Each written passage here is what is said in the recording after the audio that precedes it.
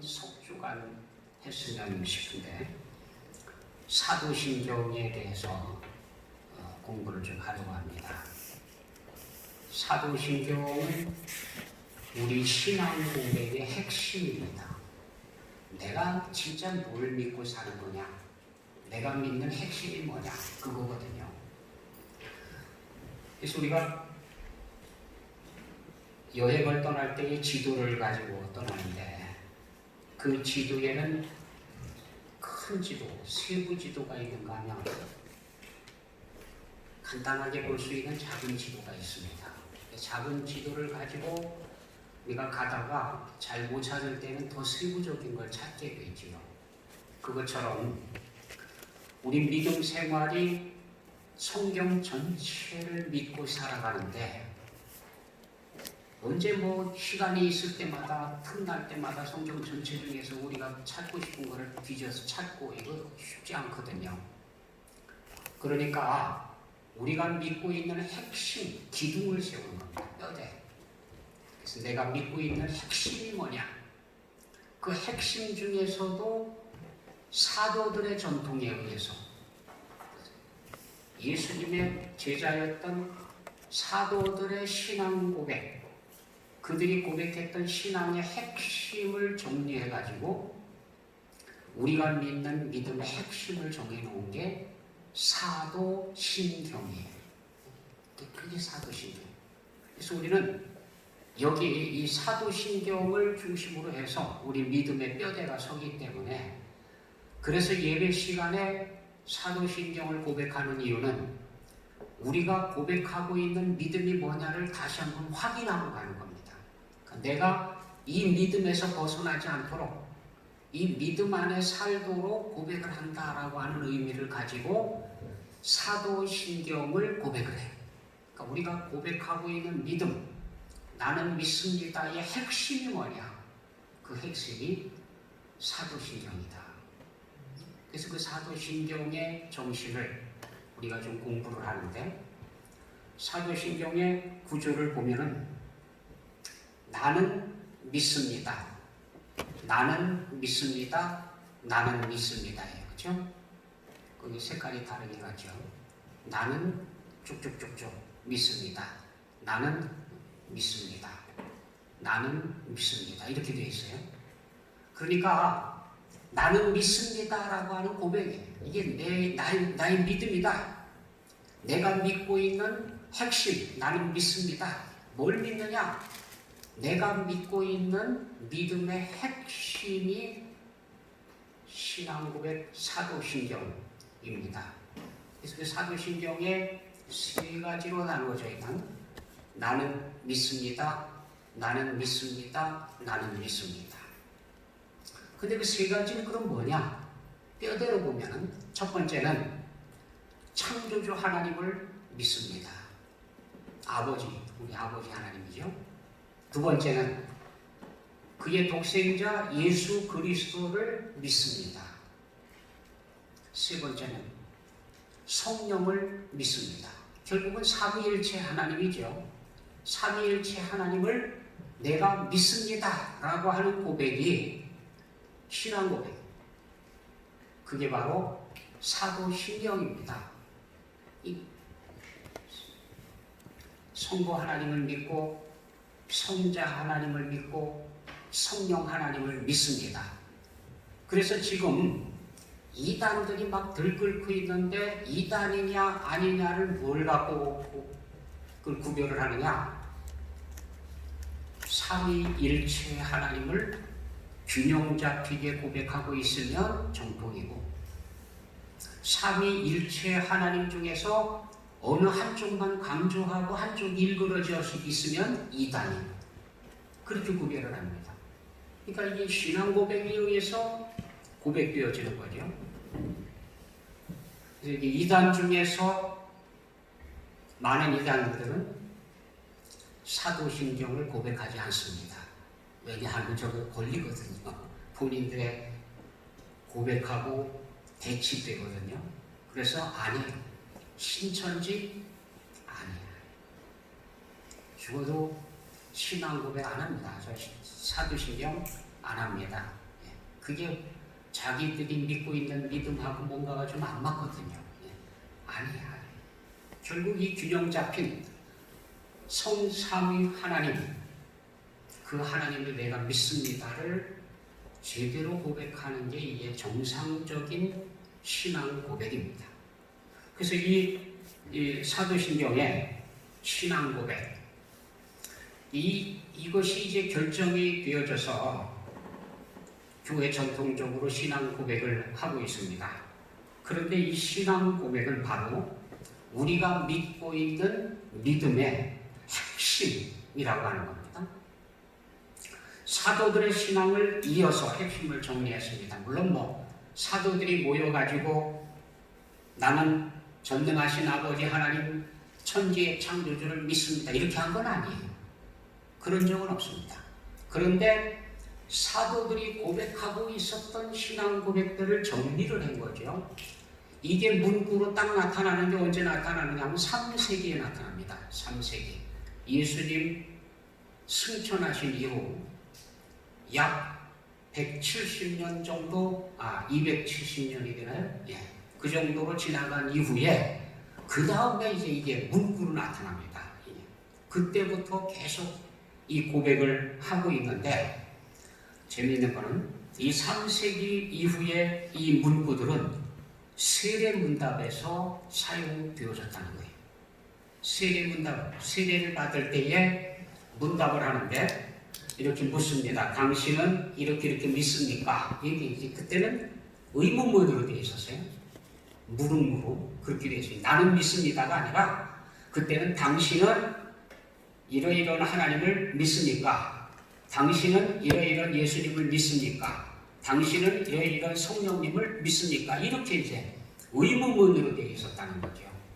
그러면은 세례를 받는 사람들은 예, 나는 믿습니다, 이렇게 대답을 했던 겁니다.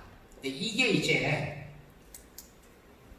점차 문구화되면서 물음이 아닌 자기 고백으로 이제 바뀌는 겁니다. 그러니까 고백을 하십시오. 그러면은 나는 전능하신 아버지 하나님 천지의 창조주를 믿습니다, 이렇게 이제 본인의 고백으로 바뀌어지는 거죠. 처음에는 이제 질문을 하면 예, 믿습니다, 이러던 것이 이제는 아예 문구화돼서 나는 이러이러한 하나님을 믿습니다, 이렇게 이제 고백하는 고백문으로 바뀌어졌습니다. 그 이후 지금까지 우리는 이 고백문을 가지고 우리의 신앙을 확인합니다. 이 신앙 고백을 하면서 살아가는 거거든요. 그래서 우리가 예배 시간에 이것을 하는 게 바로 우리 신앙의 고백, 우리의 뼈대, 기둥을 세우는 거죠. 내가 믿는 믿음의 핵심, 이 기둥을 세워가는 그 일을 하는 겁니다. 그래서 내가 여기에서 벗어나지 않고 이 믿음을 유지하고 살겠습니다 라고 하는 고백입니다. 우리가 믿고 있는 신앙이 뭐냐 하는 다른 고백이기도 합니다. 그러니까 이렇게 생각해 보면은 이 신앙 고백이 우리가 고백하고 있는, 우리가 믿는 믿음의 뼈대다, 기둥이다 라고 볼 수가 있습니다. 나는 전능하신 아버지 하나님 천지의 창조주를 믿습니다. 먼저 나는 하나님을 믿습니다. 어떤 하나님이냐? 믿는다라고 하는 게 도대체 뭘까요? 믿는다. 나는 너를 믿는다. 그런 말들을 종종 하죠. 그럴 때는 나는 너의 인격을 믿는다, 그런 뜻이죠. 네 능력을 믿는다, 그런 의미를 가지고 있습니다. 하지만 나는 하나님을 믿는다 그럴 때는 단순히 하나님을 나는 너를 믿는다라고 하는 차원의 그런 믿음 고백이 아니라는 겁니다. 그 이상이라는 거죠. 인격을 믿는다, 능력을 믿는다, 그게 아니라 그 이상이라고 하는 겁니다. 근데 거기에서의 나는 믿는다, 피스티오라고 하는 이 말은 사실은 신뢰하고 모든 것을 맡긴다 라고 하는 의미를 가지고 있습니다. 신뢰할 뿐만 아니라 전부를 맡긴다. 예컨대 우리는 믿음을 행동으로 옮길 때가 참 많습니다. 비행기를 탑니다. 서울 가기 위해서 비행기 표를 끊어가지고 비행기에 올라갈 때에 만약에 우리가 앞에서 운전하고 있는 파일럿, 이 사람이 실력도 엉망이고 술도 취해가지고 지금 비틀거리고 있어서 가다가 휘청거리다 떨어질 것 같은 생각이 들으면 못하는 거예요. 그죠? 비행기로 올라갈 때는 당연히 그런 것으로부터 벗어나 있어서 정상적으로 운행을 해줘서 내가 서울에 도착한다는 믿음을 가지고 타는 거지, 그렇지 않고 한라산 위에 떠오르다 말고 처박힐 것이다, 그런 생각을 가지면서 타는 사람은 한 사람도 없습니다. 이 믿음을 가지고 타는 거거든요. 그죠? 내가 타면 당연히 서울의 김포공항에 내려주겠지 하는 믿음을 가지고 타는 거예요. 그러니까 파일럿도 믿어야 되고 비행기의 성능도 믿어야 되고, 우린 비행기의 구조를 몰라요. 도대체 비행기가 어떤 원리에 의해서 떠올라서 서울까지 가는지 그건 우리는 모르지만, 기술적인 면은 하나도 모르지만, 그러나 믿고 타는 거죠. 믿고 맡기는 거죠. 그죠? 네. 근데 하나님을 믿는다라고 하는 믿음은 그것보다도 더 이상이어야 된다는 거예요. 그 믿음보다도 더 이상의 믿음을 표현할 수 있어야 된다는 겁니다. 그 차원하고는 또 다른 차원입니다. 실제 있었던 일인데, 나이아가라 폭포 위를 걸은 사람, 저 사진들 하나 입수해서 거기 넣어놨는데, 저러고 건넜대요. 그리고 그 동그라미에 넣어놓은 게 우리나라 그 신문사에서 그때 저 사람이 업고 건너간 사진이 하나 실려 있더라고요. 뭐 색은 바래있지만 아무튼요. 저러고 건너갔어요.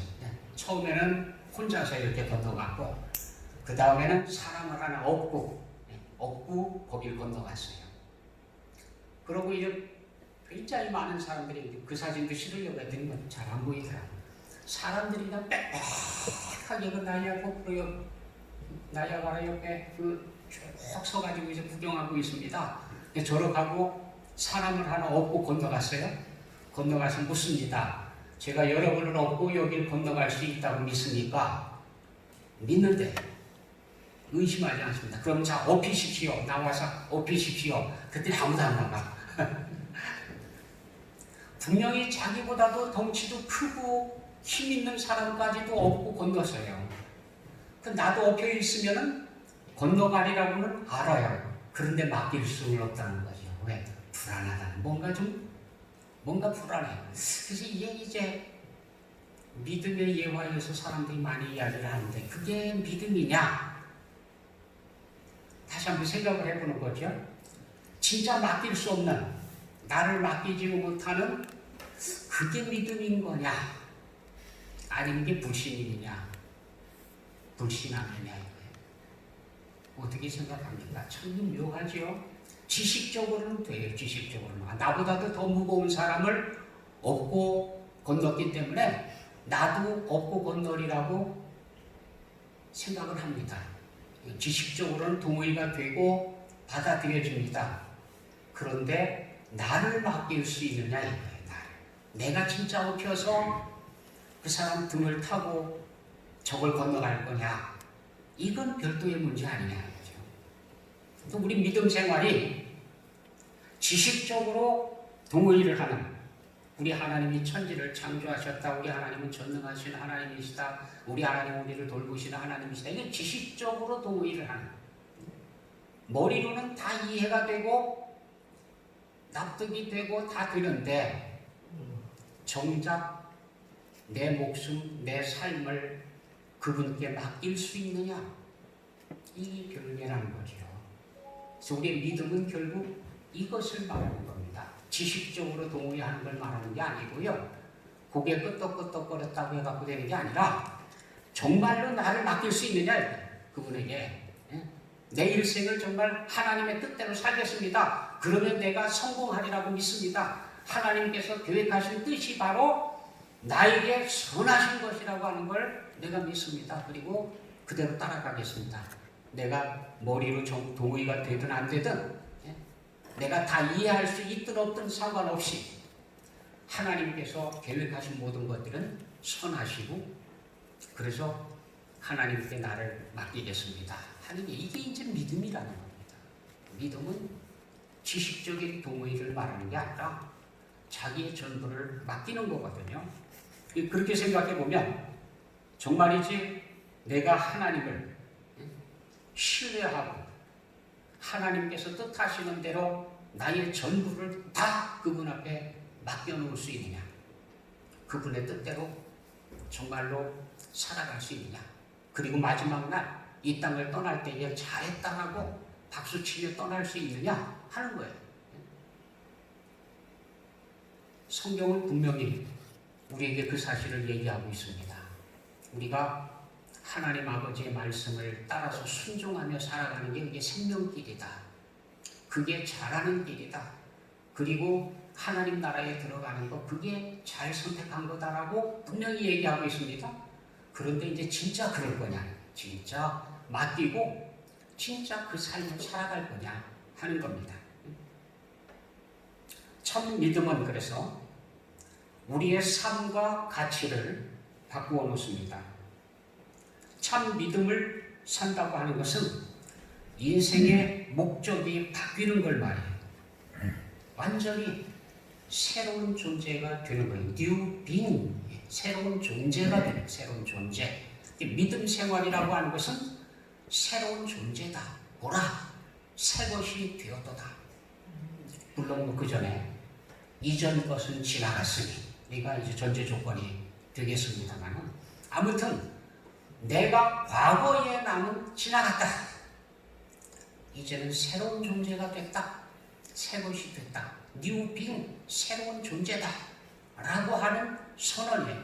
이게 바로 믿음의 선언이라고 하는 겁니다. 우리가 고백하고 있는 게 바로 그거예요. 그래서 우리가 나는 하나님을 믿습니다 할 때에는 내가 하나님 안에서 새로운 존재가 되었다 라고 하는 선포예요. 이전 것은 지나갔습니다. 그래서 우리가 예수 그리스도 안에서 세례를 받을 때에 성삼위 하나님의 이름으로 세례를 받습니다. 그때의 그 세례의 의미가 뭐냐? 이전에 나는 죽었다, 이거죠. 지나갔다. 그거예요. 그리스도 밖에서, 신앙 밖에서, 하나님 말씀 밖에서 내가 나의 주인이 돼가지고 내 뜻대로 살았던, 나의 고집을 가지고 살았던 그 시절은 이제는 지나갔다. 이제는 그리스도 안에서 새로운 피조물이 됐다. 새로운 존재로 거듭난다. 라고 하는 의미를 가지고 우리는 세례를 받습니다.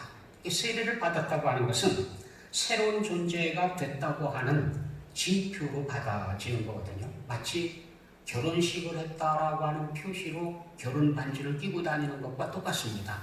그것은 어디까지나 결혼의 서약을 서로 지키고 있을 때의 그 반지가 의미가 있는 거예요. 그죠? 결혼 반지라고 하는 건 신랑도 신부도 결혼식에서 했던 서약을 성실하게 둘이서 지키고 있을 때의 결혼 반지가 의미가 있고 값이 나가는 거지, 둘이서 서약을 깨고 엉뚱하게 살고 있는데 반지만 끼고 있다고 하면 그 반지는 결혼 반지로서의 의미가 없는 거예요. 그죠? 우리가 세례를 받았다고 하는 게 이 결혼 반지를 끼는 것과 똑같거든요. 내가 서약, 하나님 앞에서 세례 받을 때 했던 서약들, 우리가 고백했던 믿음의 고백들을 지켜갈 때에 세례라고 하는 결혼 반지가 의미가 있는 거지. 서약을 지키지 않고 깨뜨리면 결혼 반지는 의미가 없습니다. 괜히 끼고 다니는 폼이지 별 의미가 없어지는 겁니다. 그래서 세례라고 하는 것을 통해서 우리는 적어도 우리가 새로운 존재로 거듭났다, 새로운 존재가 되었다라고 하는 징표로 세례라고 하는 것을 받고, 이전 것은 지나가고 이제 새 것이 됐다. 과거에 나는 죽었고 새로운 존재가 태어났다 라고 하는 의미로 가지고 있는 겁니다. 그래서 나는 하나님을 믿습니다. 물론 히브리서 11장이 믿음장이죠. 믿음으로 살았던 사람들, 입술로 고백했던 믿습니다, 믿습니다 했던 사람들을 얘기하는 게 아니라 믿음의 길을 걸었던 사람들. 믿음이라는 게 도대체 뭐냐? 믿음의 고백이 도대체 뭐냐? 그걸 보여줬던 사람들입니다. 이 사람들은 그냥 앉아서 믿습니다, 믿습니다 이러고 있었던 게 아니에요. 요즘 보면은 그런 종교들도 많이 생겨났죠. 목탁도 들으면서 뭐라고 외워라, 남모호랑 예교 이러면서 외우고 이게 뭐 하는 건지 모르지만 하여튼 뚝딱거리면서 그러면 된다. 이게 아니라는 거죠. 우리는 믿습니다 하고는 툭툭 털고 일어나서 과거의 나를 털어버리고 새로운 삶을 살아가는 거예요. 하나님의 백성으로, 하나님의 자녀로 그 길을 걸어가는 거거든요. 그래서 히브리서 11장은 바로 이 사람들, 믿음으로 살다가 간 사람들이에요. 그 사람들의 기록을 거기다가 하고 있는 거예요. 하나님의 성품을 믿고 따라 살았습니다. 나는 하나님을 믿습니다. 그리고 그 하나님께 모든 것을 맡기고 살았던 사람들, 그 사람들이 거기에 기록되어져 있습니다. 그렇게 생각해보면 오늘 우리도 선택이 있어요. 우리도 과연 우리가 고백하고 있는 믿음이 입술로만 고백을 하는 고백이 될 거냐, 아니면 진짜 내가 그것을 믿고 정말 나를 맡기고 살아갈 수 있느냐, 내가 정말 거기에 내 목숨을 걸고 살아갈 수 있는 거냐. 여러분, 순교했던 많은 사람들이 다 거기에 목숨을 걸었던 겁니다. 그 선택이 옳았다라고 생각을 하면서 자기 목숨을 내놓은 거예요. 그들이 잘못된 선택을 했다고 하면 이 끔찍한 일이 일어나는 거죠. 오늘 우리도 역시 마찬가지입니다. 순교의 현장에는 있지 않지만 우리가 살아가는 하루하루가 순교의 현장이에요. 우리가 과연 하나님의 말씀에 목숨을 걸고 과감하게 나를 그곳에 던질 거냐, 아니면 약간은 물러서서 그래도 나의 판단에 조금은 비중을 줄 거냐 하는 선택을 하면서 살아가는 거거든요. 그렇게 생각하면 우리의 매일매일이 어쩌면 순교의 선택을 하면서 살고 있는 것인지도 모릅니다. 그럴 것이라고 생각이 됩니다. 자, 나는 아버지 하나님을 믿습니다. 아버지다. 아버지 하나님을 말할 때에 가부장적인 표현이라고만 말할 수는 없습니다. 요즘 여성신학 또는 동성애 이런 것들을 얘기하면서 성경이 가부장적이라고 무지무지하게 비판을 가하면서 성경의 규절들을 바꿔야 된다라고 지금 떠들고 있습니다. 그렇게 해서 성경을 고쳐놓는다고 해서 하나님의 뜻에 가까워질 것이냐? 그건 우리가 좀 잘 자문해 봐야 돼요.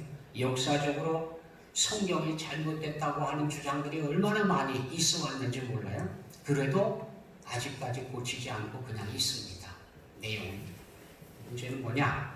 정말로 우리가 하나님께서 하신 말씀의 의도를 알아들을 수 있느냐 하는 거거든요. 자, 하나님께서 아버지로서 그렇게 우리에게 계시해 주셨습니다. 예수님께서도 하나님을 부를 때에 아빠, 아버지 이렇게 불러라 라고 가르쳐 주셨습니다. 그런데 요 옆에 있는 하나님의 교회에는 지금 어머니 하나님으로 바뀌었습니다. 왜요? 아버지 하나님이 돌아가셨거든요. 몇 년 전에 돌아가셨거든요. 그러고 났더니 그 부인들이 2명인데 2명 다 하나님이 돼서 어머니 하나님이 2명이에요. 지금 2개로 교회가 쪼개졌어요.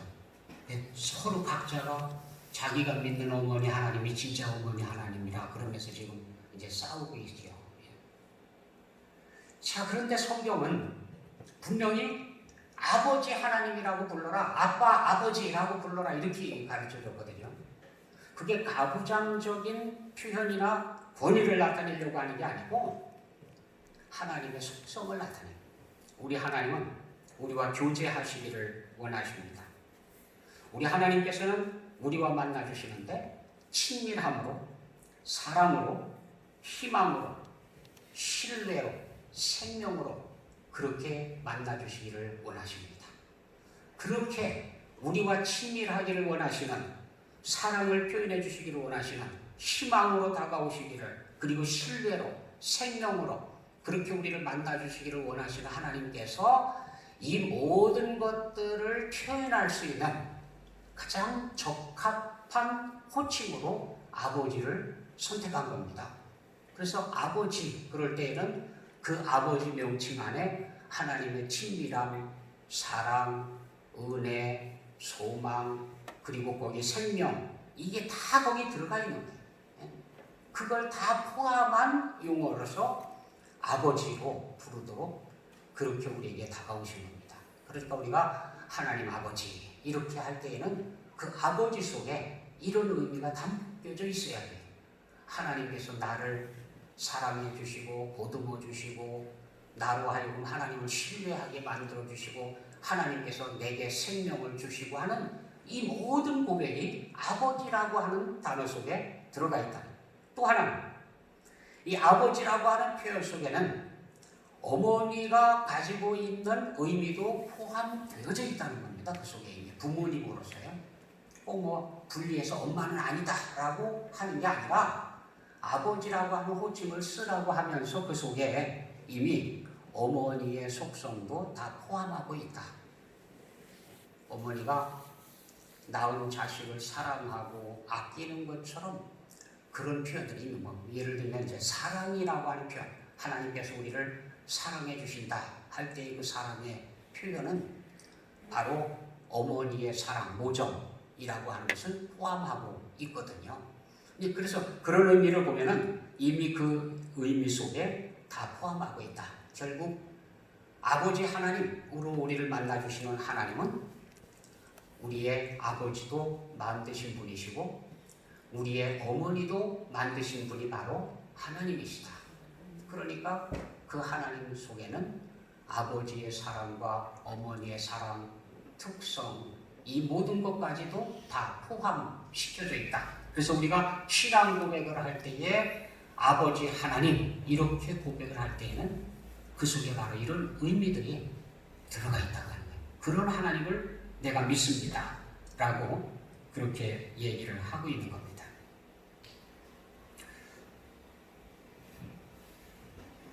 신학자 윌리엄 바클레이는 하나님은 세 가지를 우리에게 물으신다 라고 했습니다.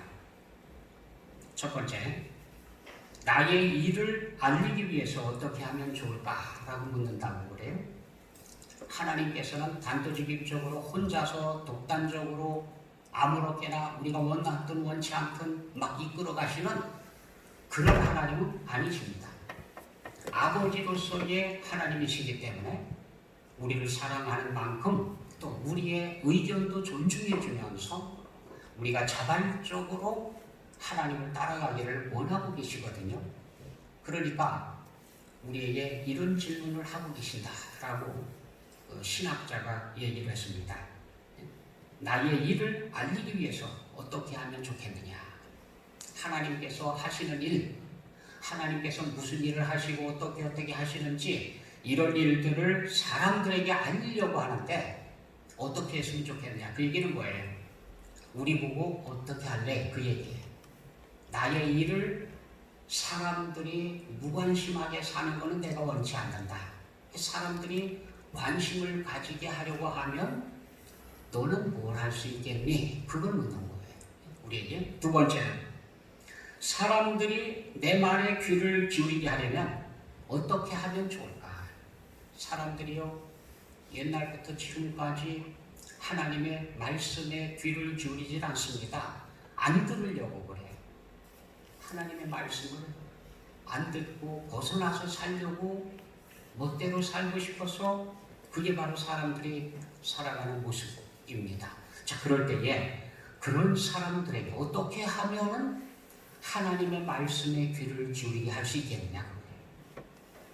우리가 해야 할 일입니다.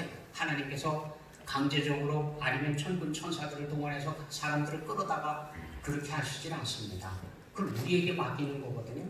그럴 때에 너희가 어떻게 할 수가 있겠느냐, 뭘 할 수 있겠느냐, 그걸 질문하는 겁니다. 그러고 보면 우리에게도 책임이 있죠. 사람들로 하여금 하나님의 말씀을 듣게 하는 책임이 우리에게는 주어져 있습니다. 어떻게 하든 간에 하나님의 말씀을 듣도록 하는 데에 우리가 좀 길을 터줘야 되고 안내해야 되고 그래야 될 책임을 갖고 있습니다. 세 번째, 사람들이 나를 사랑하게 하려면 어떻게 하면 좋을까? 사람들이 하나님을 사랑하지 않습니다. 하나님 곁을 떠나서 살아갑니다. 제멋대로 살아가려고 하죠. 그런 사람들을 어떻게 하면은 하나님을 사랑하게 할 수 있을까? 물론 주님께서 하신 말씀에 보면 너희 착한 행실을 보고 그랬죠. 그렇죠? 우리가 이 땅에서 선한 일을 합니다. 착한 행실을 합니다. 그러면은 우리의 착한 행실을 보고 하늘에 계신 아버지께 영광을 돌리게 하라. 이렇게 해서 사람들이 하나님께 관심을 갖게 하고 하나님께로 돌아오게 하고 그러는 거죠. 이번에 정신대에 끌려가셨던 할머님들의 안식을 위해서 이런저런 방법들로 행동하던 사람들, 그런데 막상 뚜껑을 열어놓고 보니까 그건 팔아먹기만 했지 도와주지 않았다. 그들을 위해서 돈도 쓰지 않았고 수십억이나 되는 돈들은 다 어디론가 사라졌다. 기가 막히지요. 한 분 한 분 돌아가실 때에 장례 비용으로조차도 사용을 안 했어요. 돈을 걷어가지고. 참 그런 것도 어떻게 그렇게 뻔뻔하게 살아갈 수 있을까요? 참. 이 사람들 보니까 하나같이 다 뻔뻔해요. 거기에 또 하나 그 절에서도 또 그 일에 연루가 되어 있어서 기가 막힌 일들이 일어났습니다. 참. 우리가 이제 교회로서 선한 사업을 할 때에는 단지롭게 선전하기 위해서 해서는 안 됩니다. 꾸준히 이건 정말 하나님의 사랑을 보여줄 수 있도록 꾸준히 해야 되는 거지. 약삭 빠르게 요즘 그런 이야기들을 많이 해요. 교회에서 무슨 행사를 하면은 가지 마라. 사람들이 그래요. 왜?